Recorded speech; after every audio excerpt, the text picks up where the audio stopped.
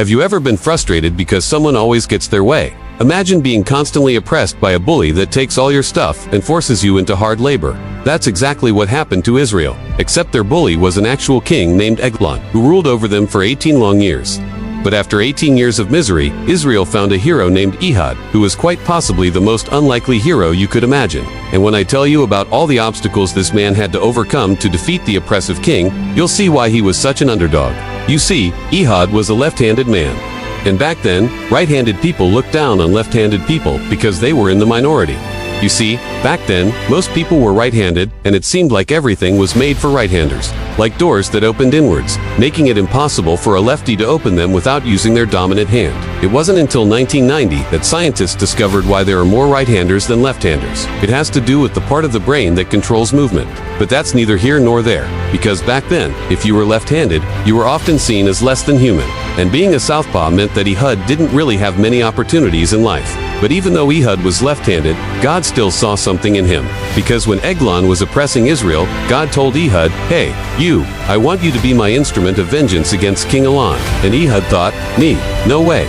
I'm just a nobody." But God said, "Don't worry, I've got this. All you have to do is go to the king and deliver this message."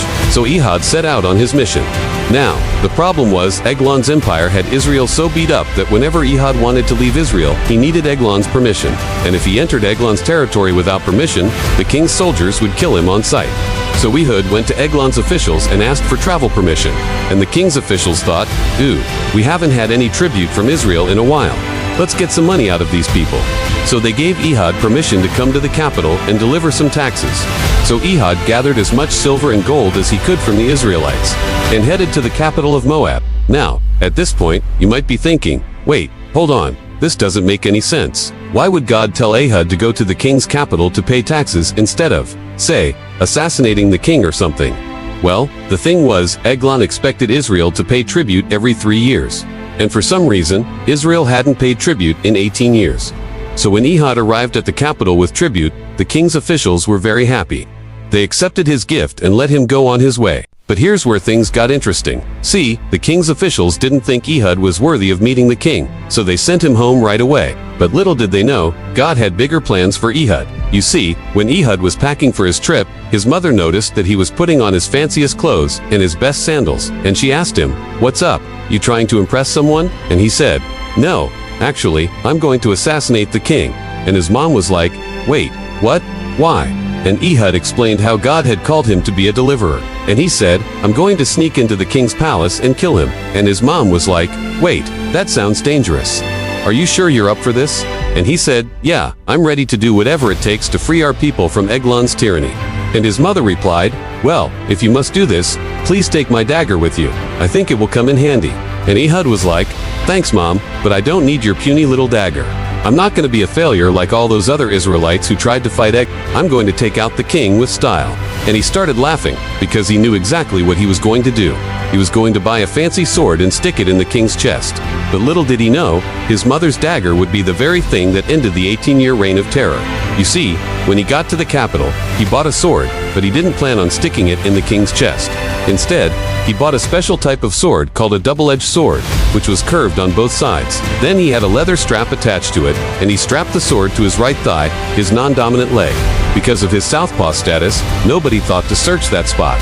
Plus, back then, warriors preferred to fight with their dominant hand, which meant that no guard would ever think to search Ehud's left side.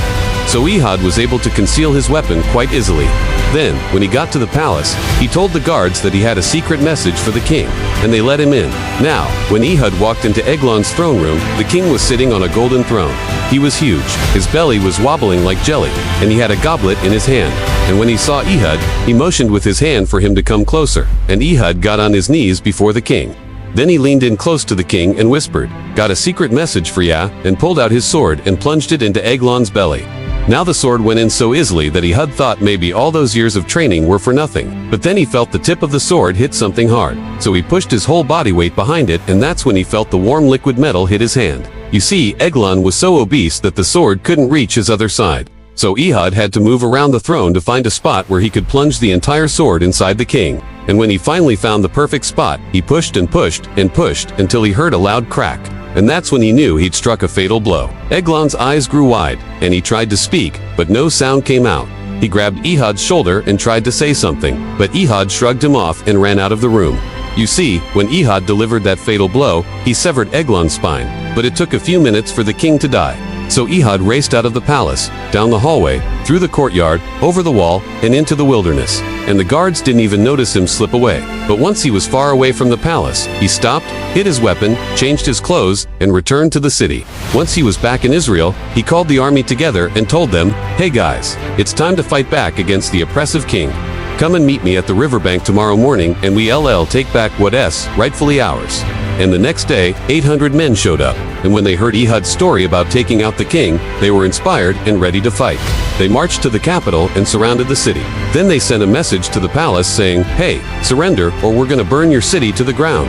But the king's officials were like, "Nah, we don't care, bring it on." And the Israelites were like, "Okay, then don't blame us when we pillage your city." And that's exactly what they did. They pillaged the city, killed everyone in it, and took the plunder back to Israel. And after that day, Israel enjoyed 80 years of peace.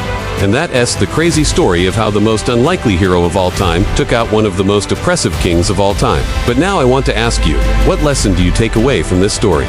For me, the biggest lesson is that God can use anyone to accomplish his purpose, no matter how unlikely they may seem. You see, Ehud was left-handed. He was probably poor, and he was definitely not a warrior. But despite all those obstacles, God chose him to be his instrument of vengeance. So no matter who you are, no matter where you come from, and no matter what obstacles you face, if God calls you to do something, then he'll give you the ability to accomplish his purpose. Don't try to run from your calling. Embrace it and trust in God's power to help you accomplish the task he gives you. And hey, if you like this story, then you'll love the rest of the books of Judges. If you want to hear the rest of Israel's stories, then click this playlist right here, or click this playlist if you want to hear more of my Bible stories. But as always, this is the Action Lab. And remember, don't just take my word for it. Test it out for yourself.